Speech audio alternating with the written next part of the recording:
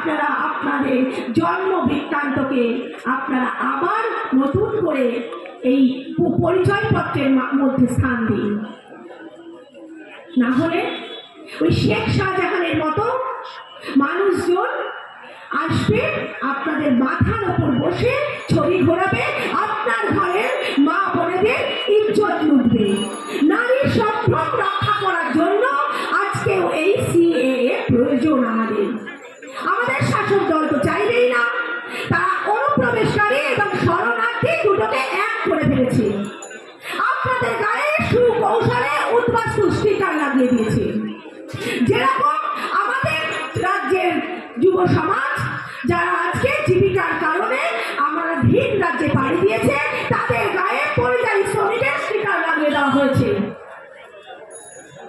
আপনারা সমস্ত কিছু ছেড়ে ফেলে দিন, দ্বিধা দ্বন্দ্ব সমস্ত কিছু ঊর্ধ্বে উঠে ভারতীয় জনতা পার্টির সাথে আসুন, ভারতীয় জনতা পার্টির ছাতার তলায় আসুন।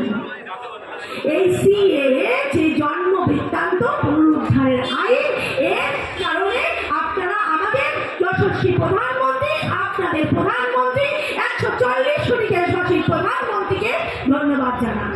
আর সাথে সাথে আমাদের সাংসদ যিনি 2019 সালে সংসদে আপনাদের কথা বলেছিলেন, এই সিএএ আইনের কথা বলেছিলেন, তাকে একবার ধন্যবাদ জানান, একবার তাকে আশীর্বাদ করুন। আমরা কিন্তু আশাবাদী। আমরা যদি আজ মনে করি বিপক্ষীয় প্রার্থীদের প্রলোচনায় যদি ঘুম থেকে উঠে সকালবেলা দেখি আমার বাড়ির সামনে কিছু ময়লা পড়ে আছে, আমি সঙ্গে সঙ্গে তাদের কথায় ভেবে নিলাম আমার সাংসদ বোধহয় এই 5 বছরে কোনো কাজই করেনি। এটা নয়, আমার সাংসদ কিন্তু এই ময়লাটা পরিষ্কার করবেন না। এর জন্য আমাদের কাউন্সিলর আছে, এর জন্য আমাদের পঞ্চায়েত সদস্য আছে। তাই সাংসদ যা করবেন, সাংসদ আমাদের সুখ দুঃখের কথা সংসদে পৌঁছে দেবেন, সেখানে আইন প্রণয়নের মাধ্যমে আমাদের সুখ দুঃখের ভাগ দেবেন। তাই সঠিকভাবে আপনারা নিজেরা আপনার বাঁচতে চেষ্টা করুন, আপনার উত্তরসূরিকেও সঠিকভাবে বাঁচার সুযোগ করে দিন।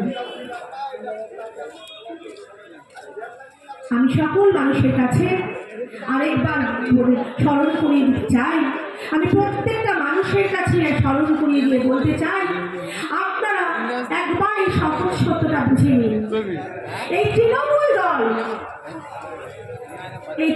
দলের কিন্তু কোনো নীতি আদর্শ নেই, এই দলটির কোনো রাজনৈতিক দিশা নেই, এই দলটির কোনো অর্থনৈতিক দিশা নেই।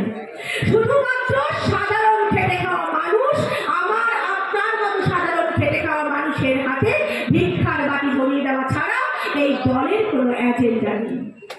আমি আমার শব্দ সীমার মধ্যে থাকা সমস্ত বিপক্ষীয় বন্ধুদের উদ্দেশ্যে বলতে চাই, আপনারা এই সহজ সত্যটা আপনারাও ভালো করে বুঝে নিতে চান, বুঝে নিন। যতটুকু অত্যাচার আপনারা সহ্য করতে পারবেন, আমাদের কর্মীদের ওপর কিন্তু ঠিক ততটাই অত্যাচার করবেন। হ্যাঁ, আজকে এই মঞ্চ থেকে এই বার্তা আমি আপনাদের কাছে দিয়ে দিতে চাই, যতটুকু অত্যাচার আপনারা সহ্য করতে পারবেন, ঠিক ততটুকু অত্যাচারই কিন্তু আমাদের কর্মীদের ওপর আপনারা করবেন। মনে রাখবেন, লাগামহীন সন্ত্রাস এবং ভোট লুট করে কিন্তু কোনো দলের ভবিষ্যৎকে সুনিশ্চিত করা যায় না। আপনারা সকলে ভালো থাকুন, আপনারা এই সন্ধিক্ষণে দাঁড়িয়ে সিদ্ধান্ত গ্রহণ করুন। আমরা আশা রাখি আমরা আবার আমাদের প্রিয় সাংসদ শ্রী জগন্নাথ সরকার মহাশয়কে আপনাদের সকলের আশীর্বাদের মধ্যে দিয়ে সংসদে পাঠাবো। আমরা আমাদের মতো অতি সাধারণ মানুষের কথা তিনি বলবেন। আপনারা সকলে ভালো থাকুন। জয় হিন্দ, বন্দে মাতরম, ভারত মাতা কি জয়।